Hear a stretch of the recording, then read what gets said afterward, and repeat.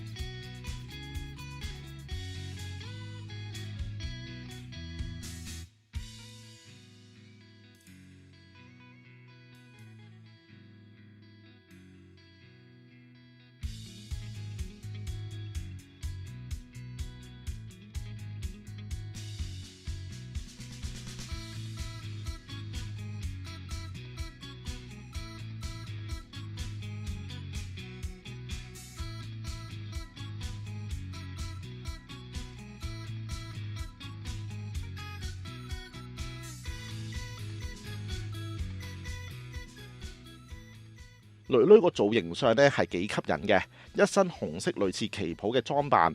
不過由於個姿勢同埋個手部動作嘅緣故啦，咁啊搞到有好多位呢都遮住晒㗎，影響到囡囡正面嘅露出度啦。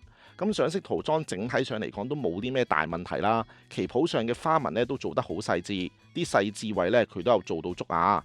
不過可惜嘅呢就係囡囡冇任何嘅外觀變化啦，佢連替換面上都冇提供啊。